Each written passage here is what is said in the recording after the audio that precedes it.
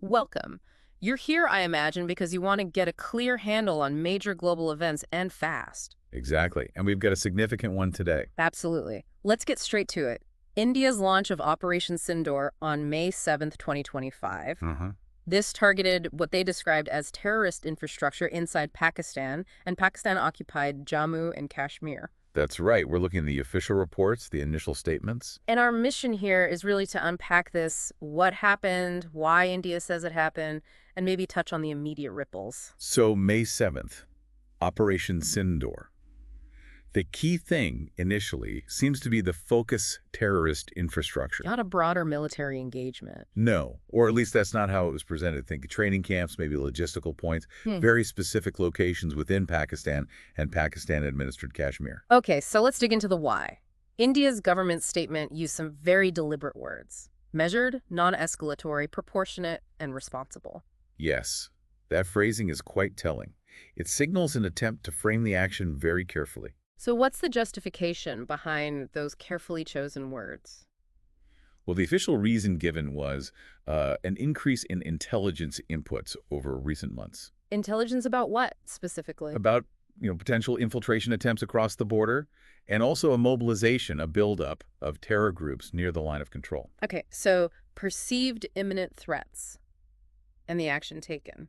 Precise military strikes. They mentioned 9 specific targets that had been identified. And crucially, Crucially, they emphasized that these strikes deliberately avoided hitting civilian populations or, importantly, any Pakistani military positions. right, so the narrative is target the threat, not the state itself. Foreign Secretary Vikram Misri also spoke about this. What was his angle? Misri really leaned on the principle of self-defense under international law. A state's right to protect itself. Exactly. He framed it as India acting within that right, specifically saying the strikes aim to, and I quote, disable terrorists likely to be sent across into India. So preemptive action, essentially, neutralizing a threat before it acts. That's certainly the implication. The government message seems to be a combination of resolve, we will act, Right. but also restraint. This isn't about starting a bigger conflict. Right. It's about dismantling specific imminent threats, according to their statements. But any action like this in that region, it inevitably raises questions about stability, doesn't it? Oh, absolutely. It's an incredibly sensitive area. You have to consider the potential for increased tensions, perhaps a hardening of stances on both sides. Yeah. That's a definite possibility. But then again, could that very emphasis on proportionate action, on avoiding Pakistani military targets, maybe create some space eventually for diplomatic understanding?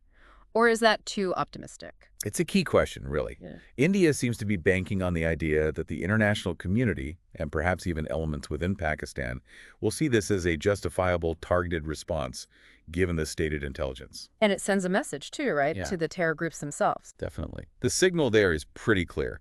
India is watching and prepared to conduct cross-border operations if they feel sufficiently threatened. Vigilance and response capability. Okay, so let's quickly recap for everyone. May 7th, 2025, India launches Operation Sindoor. Targeting alleged terrorist infrastructure in Pakistan and POJK. Justification given, increased intelligence on imminent infiltration and terror buildup. And the action framed is measured, proportionate, self-defense, avoiding civilian and military targets. Right. Which leaves us, and you listening, with something to think about. Indeed.